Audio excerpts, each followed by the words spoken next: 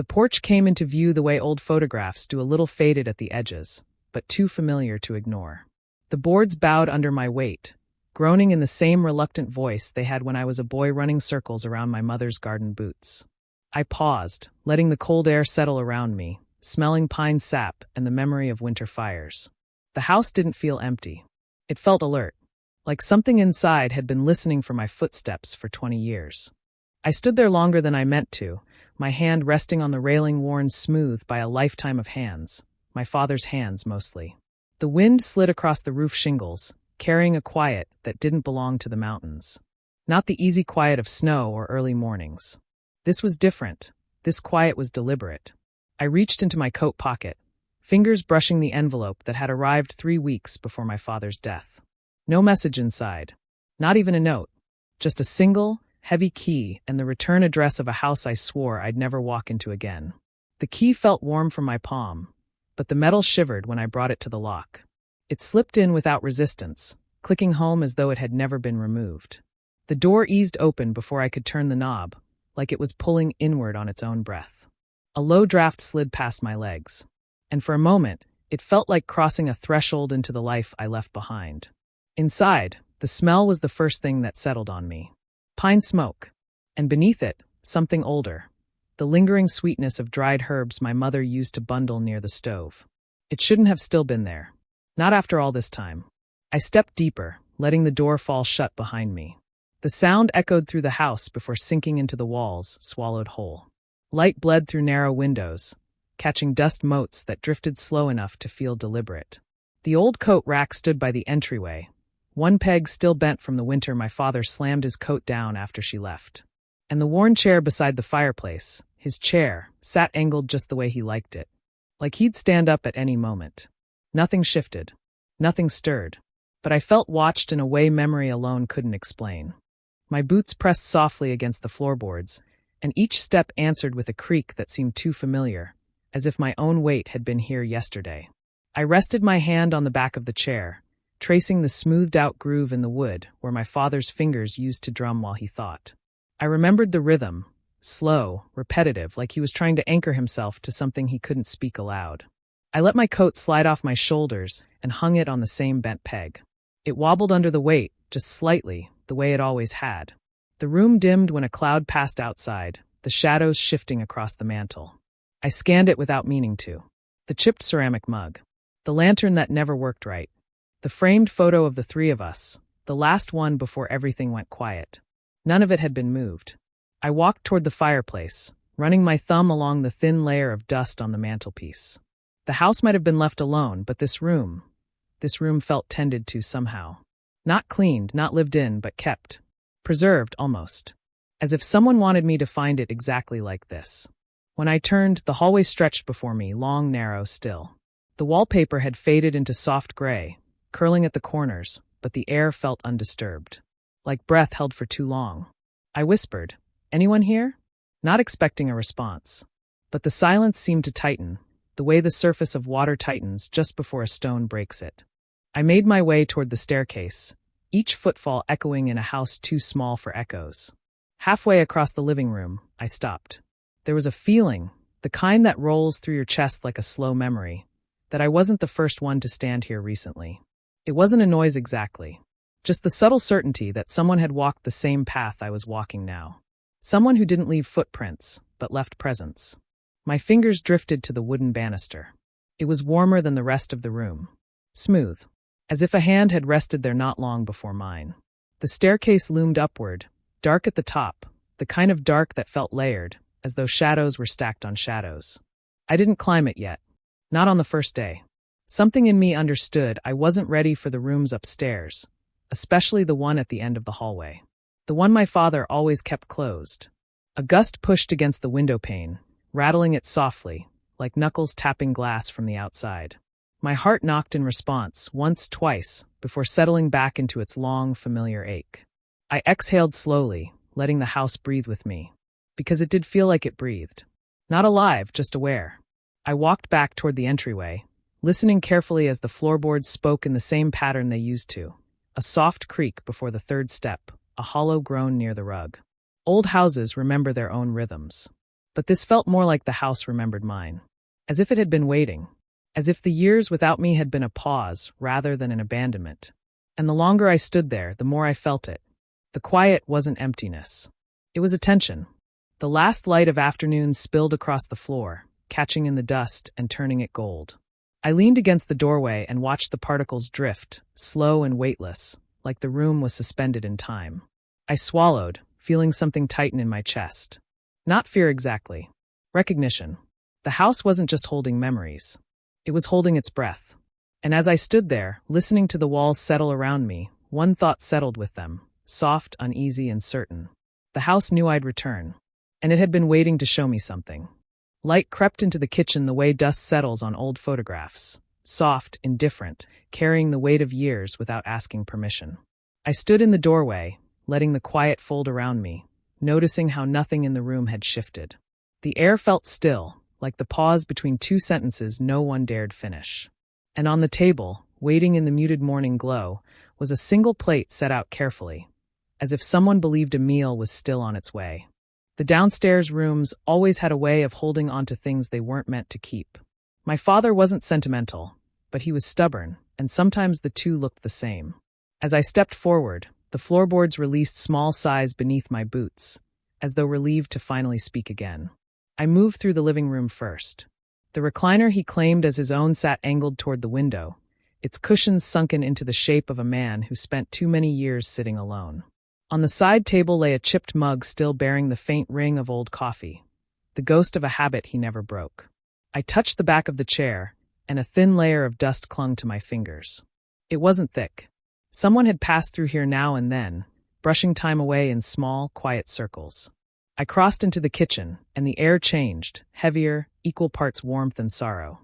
The table stood at the center like an altar, the plate perfectly aligned with the chair my mother once pulled out for me on school mornings. A fork rested beside it, polished, as if waiting for hands that hadn't returned in decades. Beside the back door, her apron still hung from the hook, the same faded blue with tiny embroidered daisies. My chest tightened at the sight of it. She had walked out of this house long before she truly left, her eyes emptying out months in advance. But here, in this kitchen, she still lingered in threads and fabric. The silence pressed closer, and I wondered if keeping all this was my father's way of trying to hold on to what he'd lost, or of punishing himself for letting it slip away. I stepped to the table, tracing the rim of the plate with a fingertip. It was spotless, not a speck of dust or a trace of last use. He must have washed it, dried it, and set it down knowing no one would lift it again. The thought settled into me like cold water. My eyes drifted across the countertops, each holding relics from a life paused mid-sentence. A jar of honey crystallized at the bottom. A folded towel, its edges frayed. A glass bowl upside down over nothing, as though protecting air from the world. Then I saw it, a small stack of papers tucked beside the bread box. Bills, mostly.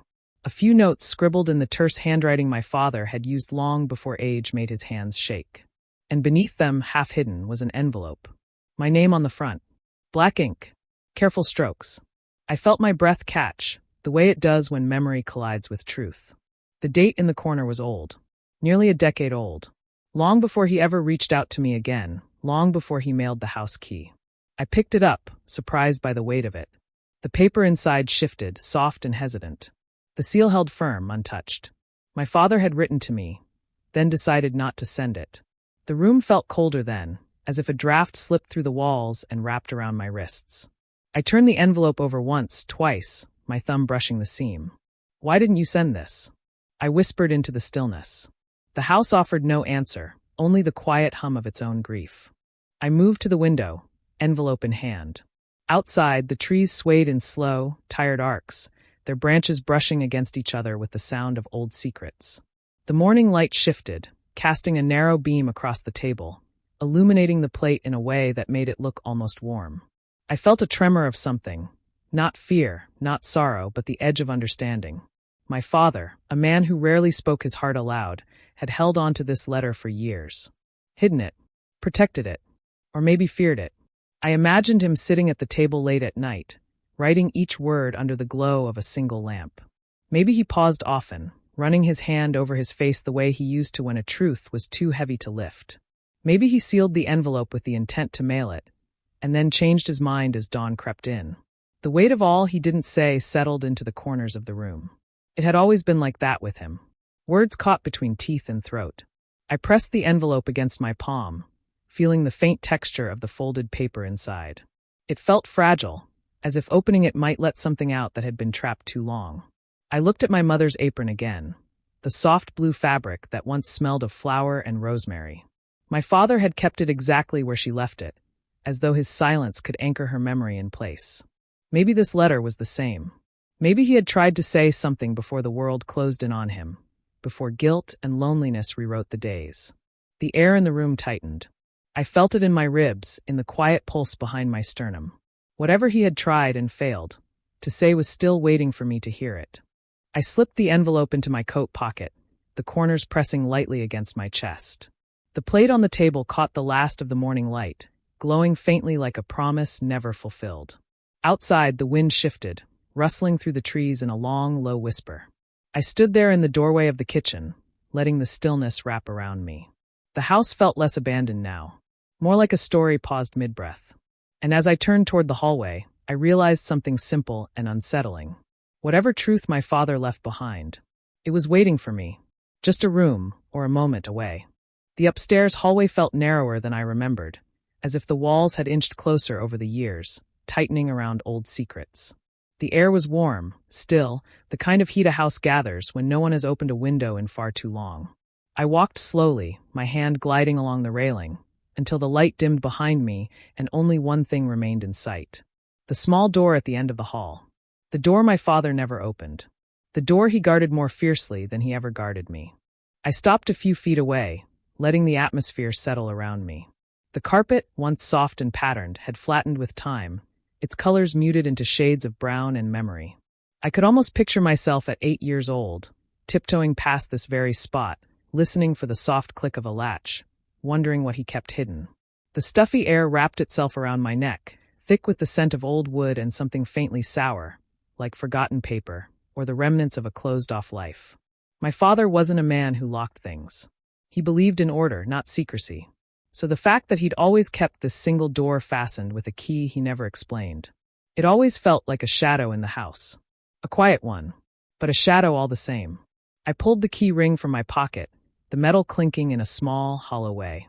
The keys felt heavier upstairs, their weight suddenly disproportionate to their size. I turned them in my palm, my thumb tracing the familiar grooves of the one he'd labeled with a faint scratch. It had opened everything else in the house. But would it open this? The hallway creaked softly behind me, as if adjusting to my presence. The house had a way of answering, even when it used no words. I stepped closer to the door. The metal knob was the first thing that struck me, cold, almost unnaturally so, considering the heavy warmth of the hallway. I wrapped my fingers around it. The chill seeped into my skin, crawling up my arm like a whispered warning. I bent slightly, fitting the key into the lock. It slid in a little, then stopped. I pushed harder, feeling the tiny scrape of metal against metal. Still nothing. I tried again, angling myself, willing it to move. The sound echoed inside the doorframe, a short, reluctant click, then silence. I exhaled through my teeth, the frustration rising in a slow, steady wave. It wasn't the kind of anger that burst. It was the kind that settled deep in the ribs, pressing against old bruises. I pressed my ear to the door, listening. At first, I expected something, even the creak of settling wood or the faint hum of air trapped inside. But the stillness was complete. Too complete. Like the room wasn't merely empty, but waiting. I tapped my knuckles lightly on the panel.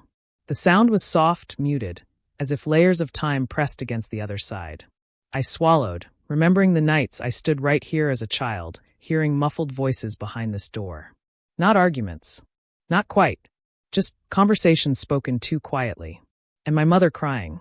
She always cried in the same spot. Right here, where the wallpaper dips slightly from her shoulder leaning into it. I placed my palm flat on the wood now, feeling the faint vibration of those memories rushing through my bones.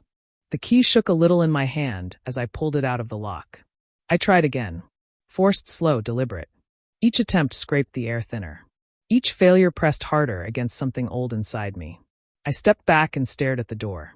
The paint was slightly lighter than the rest of the hallway, as though it had been repainted. Not once, but repeatedly. layers covering layers, like someone trying to hide a stain that wouldn't lift.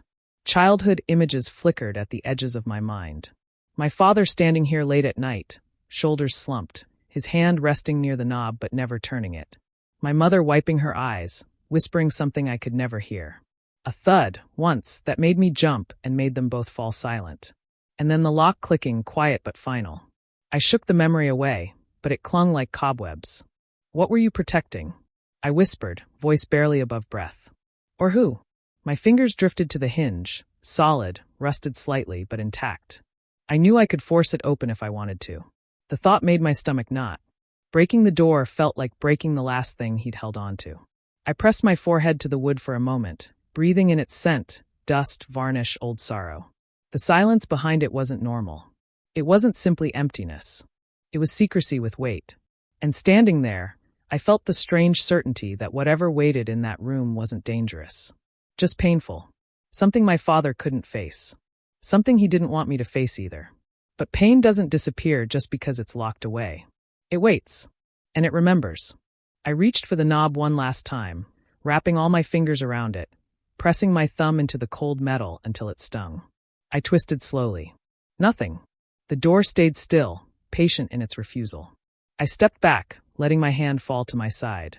The hallway felt cooler now, shadows lengthening along the floorboards like thin arms stretching toward the door.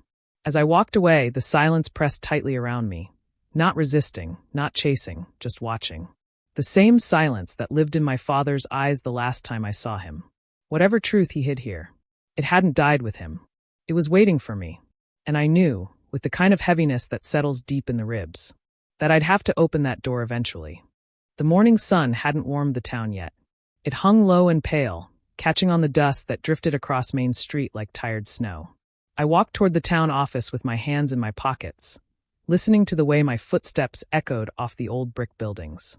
It felt like the whole place was holding its breath, watching me without moving. And maybe it was. Small towns have a way of remembering people long after those people forget the town. The glass door of the town office stuck the way it always had. I had to pull twice, harder than necessary, before it groaned open. Inside, the air was cooler, humming softly with the overhead lights that flickered every few seconds. A pulse the building never apologized for. Nothing had changed. Not the faded posters pinned crooked on the bulletin board.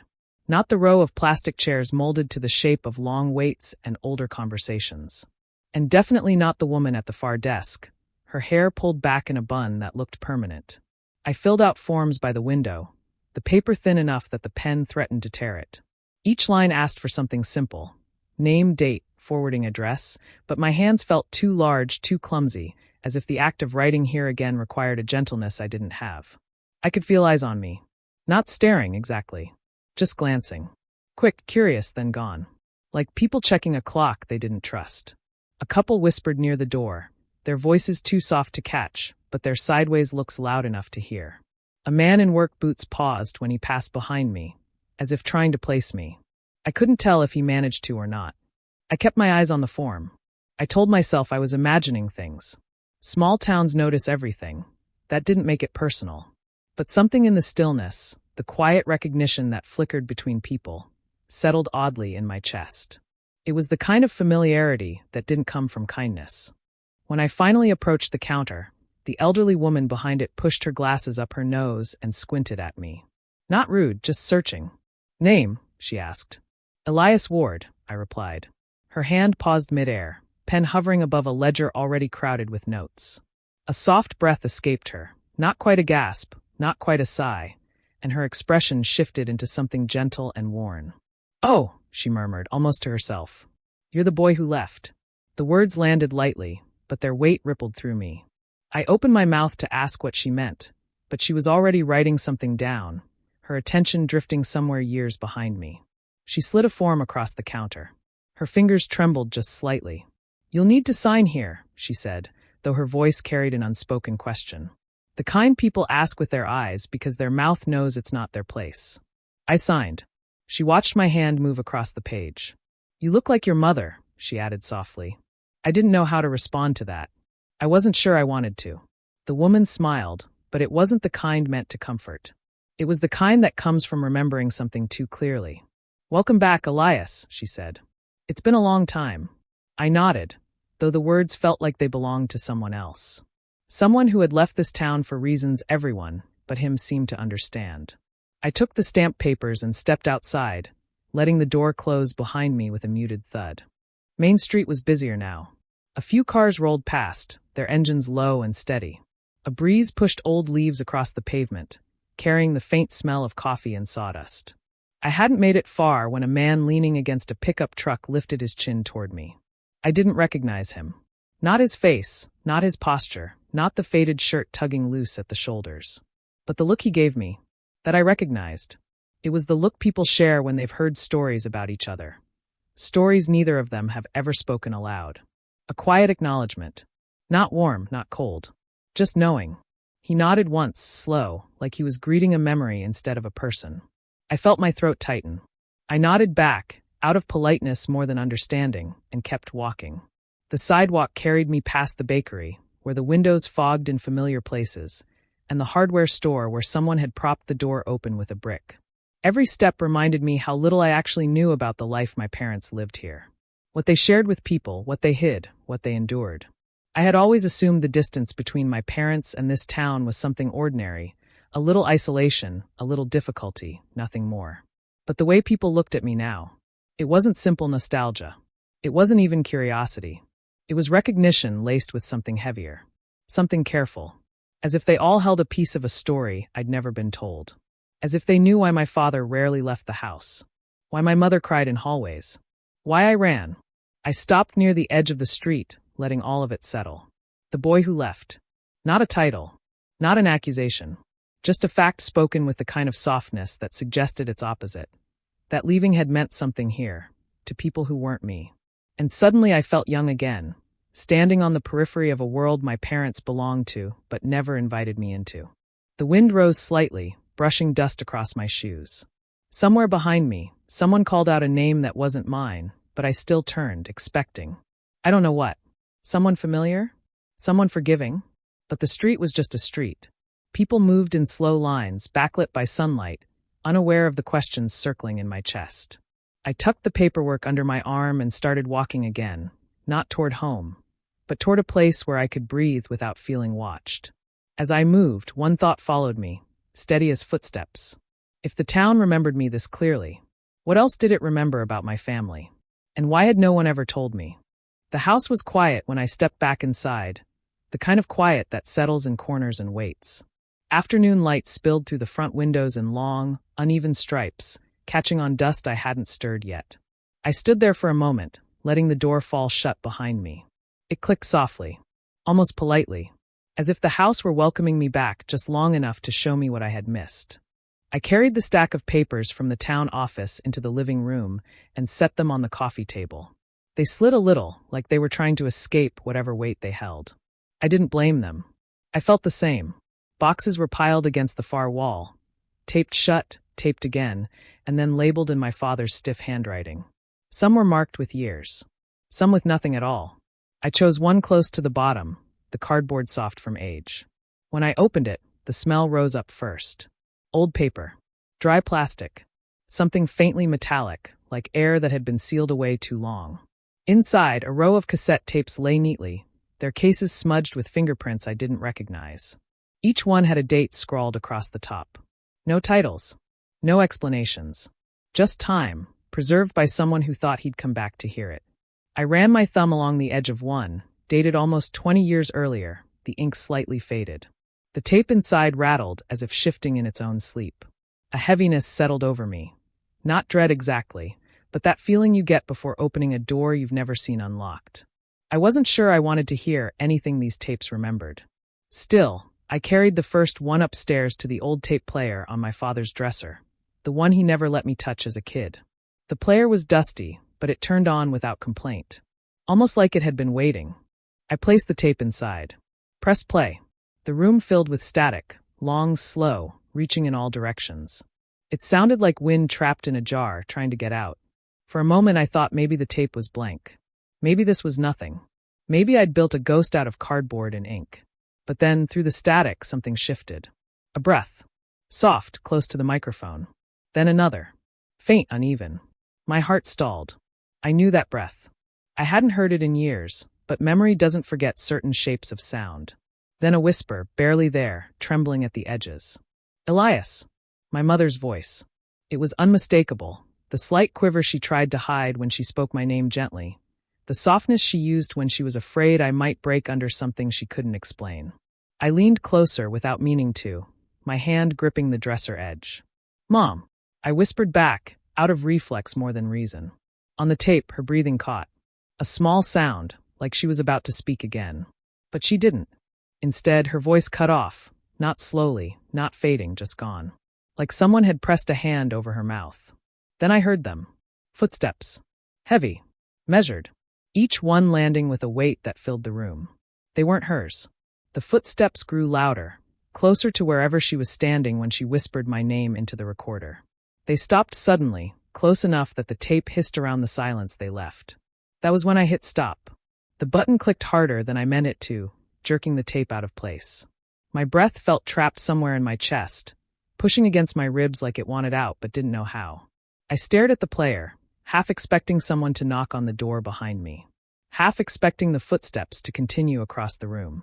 My hands shook faintly as I rewound the tape, more out of habit than intention. I didn't press play again. I wasn't ready. Not yet. I sat on the edge of my father's bed. The mattress sagged the same way it always had, holding the shape of a man who never learned how to sit without thinking too much. Sunlight filtered through the thin curtains, landing across my hands, warm and indifferent. Why would my father have this? Why would he keep it? Why would he record it in the first place, if he was even the one who did? A memory nudged its way forward. A night when I was young, sitting on the stairs, listening to muffled voices down the hall. My mother's quiet crying. My father speaking through clenched teeth. The kind of anger you could hear even when the words were too soft to make out. I remembered how the hallway light flickered. How the air felt thick. How I knew I wasn't meant to hear any of it. Back then, I thought they were just arguing. Parents did that. It didn't mean anything more. But now, with the sound of her whisper still lingering in my ears, I wasn't so sure. I picked up the tape again, holding it to the light. The plastic reflected the room back to me, warped, thin, fragile. There was nothing inside it to explain who pressed record, or why my mother had spoken so quietly, or why the footsteps felt like a warning. But someone wanted this moment saved. Someone wanted it kept. And my father, whatever his reasons, he guarded this house like a man keeping watch over secrets that weren't his to burn. I slid the tape into its case, but the silence that followed felt louder than the static had. Downstairs, the house creaked as I stepped off the final stair, a slow, familiar groan that made the air feel older. I set the tape on the kitchen table, beside the papers I still hadn't looked at. The sunlight outside had shifted, turning the windows gold. The room felt suspended in that hour, not evening, not day, just the quiet interval between them. I stood there for a long moment, listening to the faint hum of the fridge and the distant noise of wind brushing the siding. On the table, the tape sat still, holding its breath. I touched it gently, like touching a bruise. If this was only the first recording, what would the others reveal? And why did it feel like whatever I uncovered next would change the story I thought I knew? Night settled over the house like a slow exhale, filling the corners first, then the hallway, then the empty rooms that hadn't heard footsteps in years.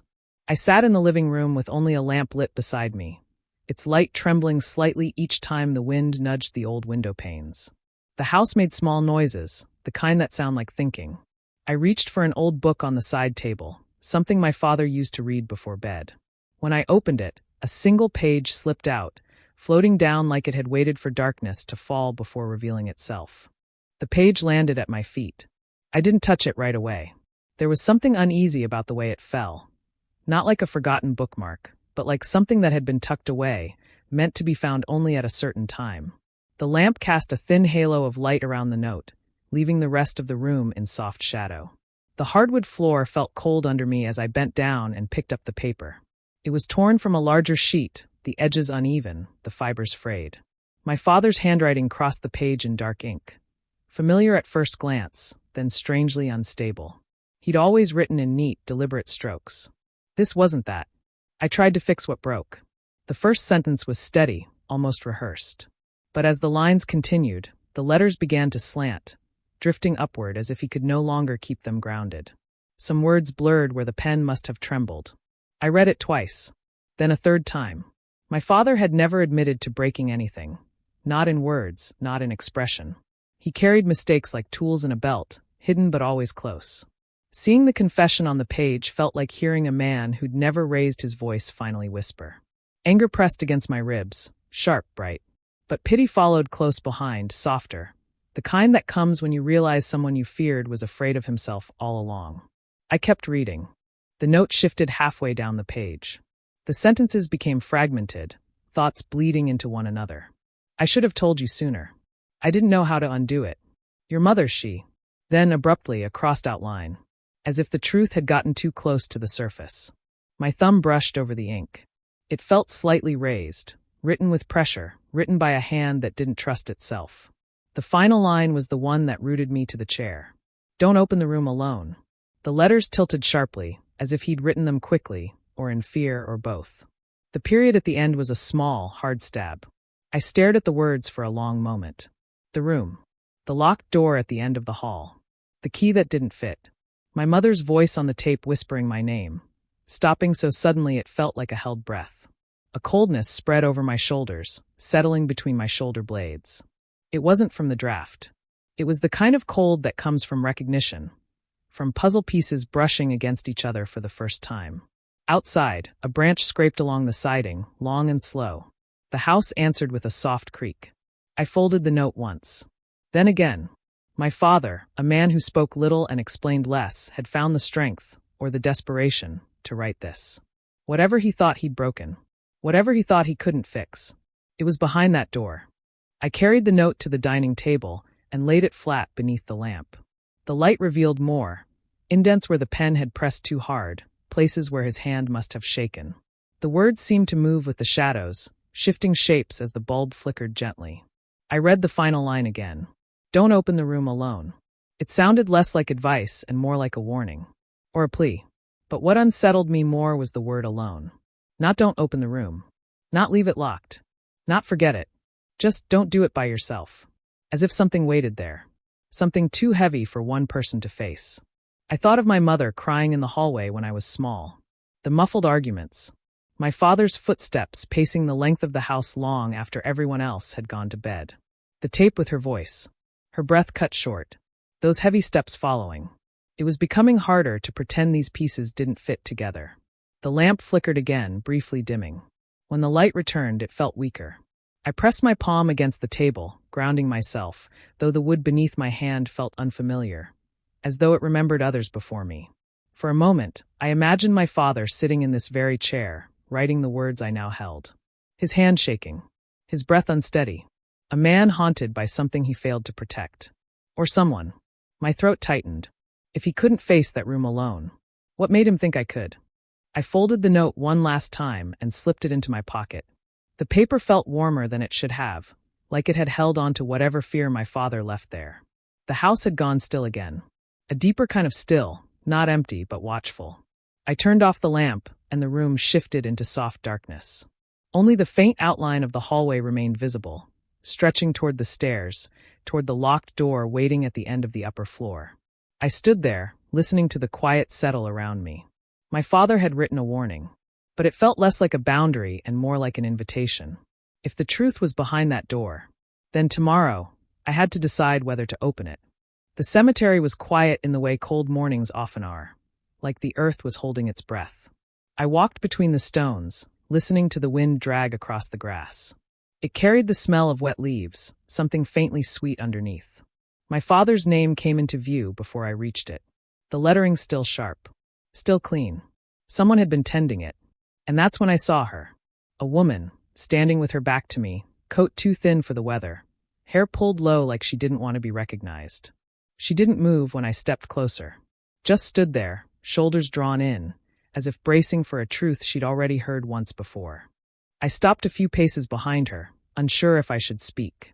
The wind pushed the branches above us, letting stray light flicker across the ground. I could hear my own breath. Slow, uneasy. For a moment, I wondered if she was family, some distant relative I had forgotten, someone who carried their own version of the man my father had been. But the way she held herself, it was too still, too practiced, like she'd come here more times than she could justify.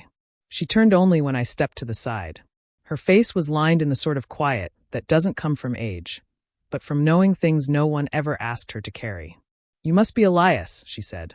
Her voice was familiar, though I couldn't tell why. Maybe it was the softness. Maybe it was the careful way she said my name, as if she'd spoken it before, somewhere I hadn't witnessed. I nodded, unsure what else to offer. "I'm Mara," she said. "Your old neighbor. From when you were small." The name settled in slow. A memory brushed at the edges. Someone waving from across the road. Someone who always closed her curtains before dusk. She looked down at my father's headstone. "I wasn't sure you'd come," she murmured. "I didn't know anyone still cared for the grave." "I didn't," I admitted. "I'm just trying to understand things." Mara pressed her lips together, the way people do when they have too many answers and none they're willing to share. "I heard what happened," she said. "With the house. With his things." Her fingers traced the edge of her coat sleeve, worrying the fabric. "Your father was a complicated man," she said quietly. "He did the best he could with what he had." She paused. "That doesn't always mean much." I watched her. The way she wouldn't meet my eyes. The way her shoulders sank just a little when she exhaled. "I found a room," I said. "Locked. With things he never explained." That made her flinch. So small, most people wouldn't have seen it. But I did. Her expression tightened, and when she looked at me, it was like she was measuring something. A risk, maybe. Or a memory she'd promised herself she'd never revisit. "Some places," she said softly, "aren't meant to be opened alone." I felt my chest tighten. Same words as the note. "Mara," I said, "what happened in that house?" She stepped back from the grave, as though my question had pushed her there. For a long moment she didn't speak. The wind moved between us, lifting a strand of her hair. "You were just a child," she whispered. "You don't remember the nights." "Not properly." I felt something cold work its way through me. "What nights?" She looked at the ground, eyes tracing the lines of the stone. "Your father, he wasn't alone in those years. People thought he was losing himself, but he wasn't. He was watching, listening." Her voice thinned. "For her." My throat tightened. "My mother?" Mara shook her head slowly. "Not the woman you think. The version of her that stayed in that house long after she left it." She looked at me then, fully, deliberately. "Your father tried to quiet things. Contain them. But some truths," she said, her voice dropping, "don't stay still when touched." Her hands trembled, just enough to notice. There were noises none of us could explain. Lights in that back window. Someone walking the hall after midnight. "And you never said anything?" I asked. Her silence was the answer. "I knew too much," she murmured. "But I said too little. I thought I was sparing you." She swallowed hard. "Maybe I was just sparing myself." Mara stepped away from the grave, pulling her thin coat tighter around her. The wind had picked up, carrying the dry rustle of leaves along the path. "If you're going to open that room," she said without turning back, "don't do it at night. And don't do it with the lights off." She walked toward the gate, her footsteps slow, as if she expected the ground to shift beneath her. I stood there, staring at my father's name, feeling the weight of a warning I didn't understand. The sky dimmed behind a cloud, leaving the stone in shadow. Somewhere in the distance, a crow called out. And I knew, whatever waited in that room wasn't done with us yet. Dusk has a way of making old houses feel honest. The walls breathe differently. The floors speak louder. Even the silence carries its own weight. By the time I reached the front steps, the sky had thinned into that soft, fading blue, the kind that barely remembers daylight. I pushed open the door and felt the cold greet me first. An empty kind of cold, the kind that settles in a place left too long without voices. I wasn't expecting anything unusual. Just another quiet evening. Another night sorting through the remnants of a man I barely knew. And then I saw it. A warm strip of light. Thin as a breath. Glowing beneath the locked door at the end of the hall. The house was dim, almost shapeless. My footsteps spread into the corners, tapping the baseboards, reminding the place I was there. I stood in the hallway for a long moment, letting my eyes adjust. Nothing else was lit. Not the kitchen. Not the living room where boxes still slumped against the walls. Not the lamp my father always left on, even when he said he forgot. Only that door. The one he kept shut. The one he warned me about without ever using the words.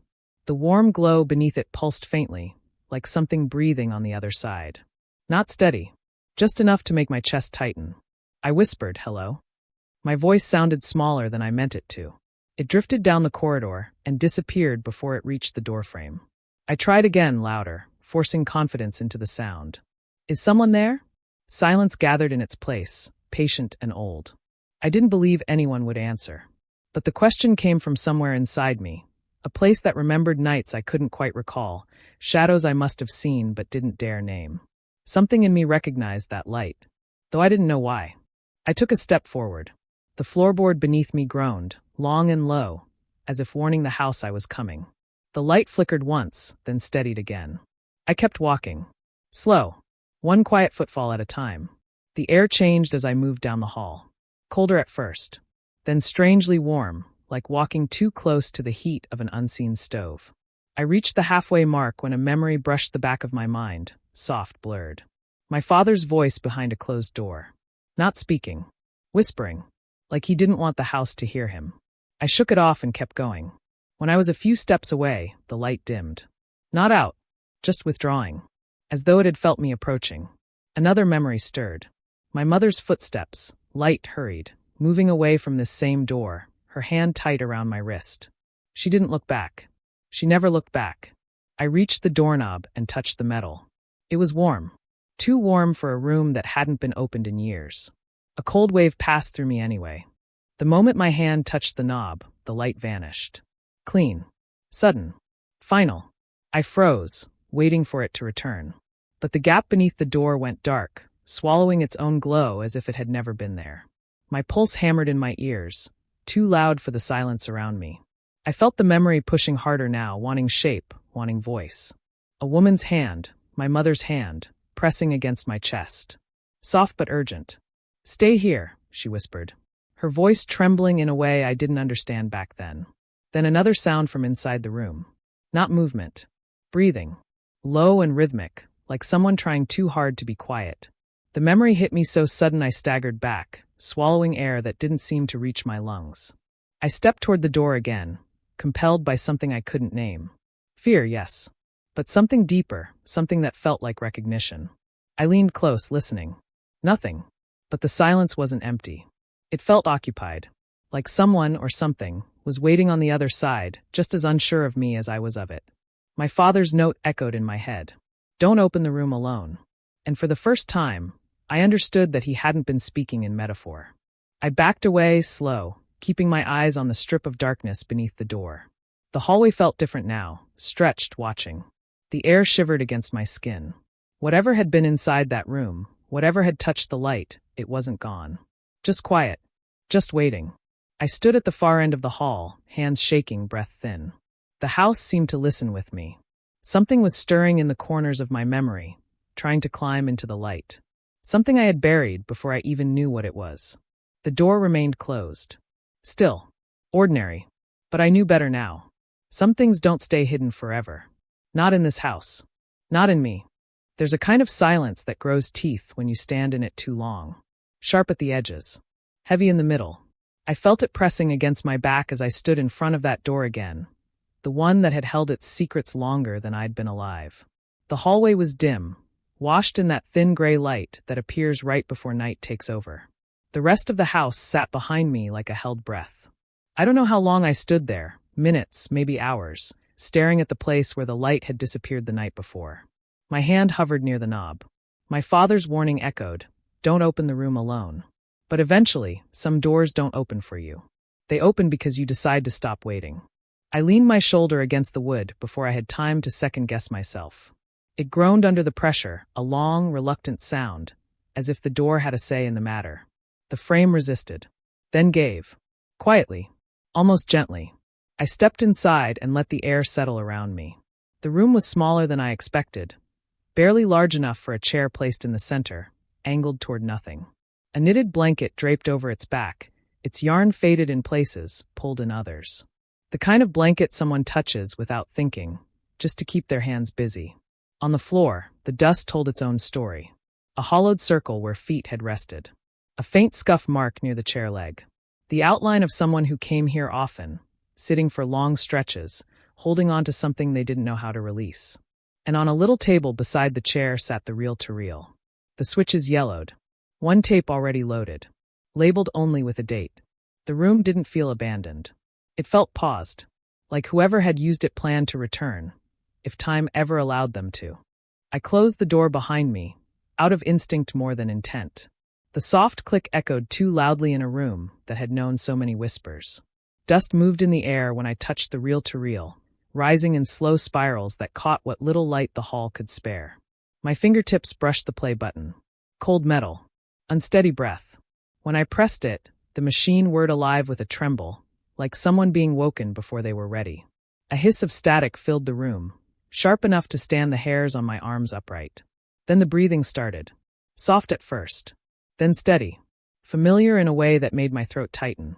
My mother's voice followed, older than I remembered, thinner, as though time had rubbed the strength out of her.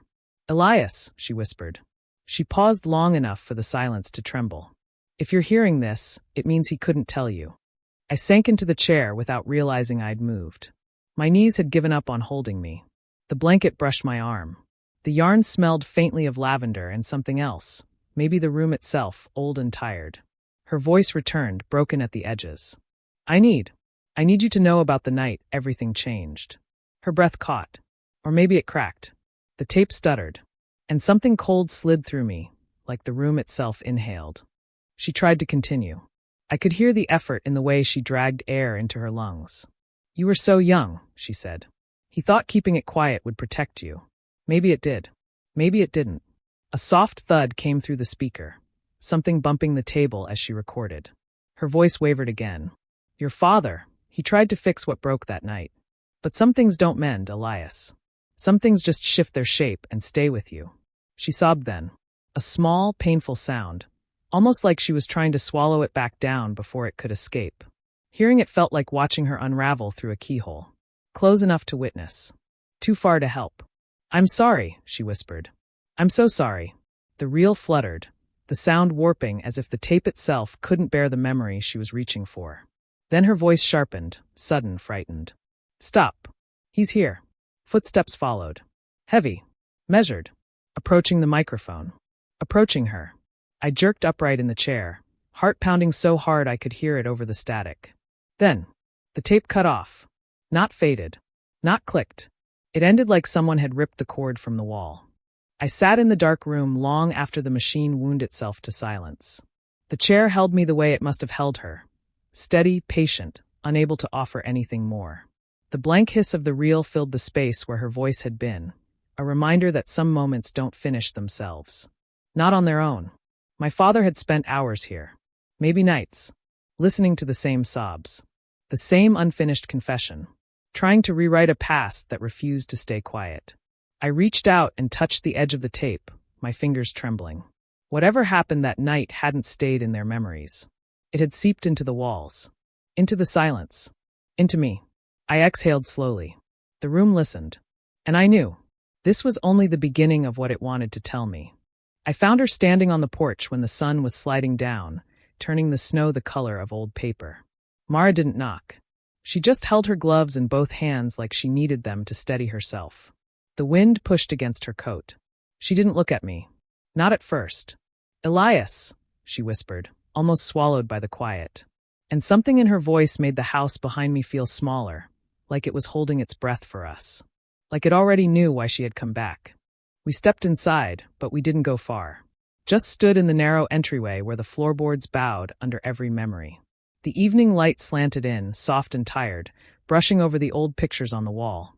The ones we'd both learned not to study too closely. Mara rubbed her hands together like she was cold, though she wasn't. Her eyes drifted toward the hallway that led to the room I'd opened hours earlier. The room with the chair. The blanket. The tape machine still waiting on the desk. "I didn't come here to make things worse," she said. Her voice was thin, stretched in places. I nodded, though I didn't trust myself to speak. The air between us settled heavy, like dust that had been waiting years to fall. "She carried the storm with her that night," Mara said finally, still looking at the hallway. "It never really left her. Or this place. Or." She stopped herself. Swallowed hard. I felt something move deep in my chest, something slow and aching. Not anger. Not fear. Just the sense that the story I'd been holding all my life was about to shift its shape. And once it did, I couldn't go back to the version where silence was enough. Mara stepped into the living room, and I followed. She ran her hand along the back of my father's old chair, tracing the worn fabric. "He wasn't always like that," she said. "You know that, don't you?" I didn't answer. Maybe I did. Maybe I didn't want to. She let out a breath. "Your mother, she saw it happening before the rest of us. Before he saw it in himself." The fireless hearth clicked as the metal cooled. Outside, the wind pressed against the windows like it wanted to listen. "She told me she was worried," Mara said. "Told me she couldn't keep you in the house with him losing pieces of himself one by one. She thought getting you away would bring some kind of peace. For both of you." Her voice dropped. "She packed you a bag the night she tried." My chest tightened like something inside me recognized a truth I'd never been told. "She asked me to drive her," Mara said. "But your father found out. He came home early. And she closed her eyes. I could almost hear it. A winter night. Two voices breaking against each other. The last fragile thread in a long unraveling. "She ran out into the storm," Mara whispered. "He went after her, but you know how those nights get out here. The wind takes everything." She turned to me then, finally meeting my eyes. "They searched for her for 2 days. The whole town. I was there. Everyone was." Her voice trembled. "But she didn't go far. She found shelter in that old ridge cabin. The one your grandfather built." I felt the floor shift under me. That cabin had been nothing but a story, a place my father never talked about. "She made those recordings there," Mara continued. "All of them. And when she couldn't hold on anymore, she came back. She walked right up to this house. Your father found her by the door, barely conscious. The room dimmed as the last of the daylight slipped away. He brought her inside," Mara said. "He stayed with her. He tried to get help, but the storm had every road closed. She didn't last the night." I breathed in slowly.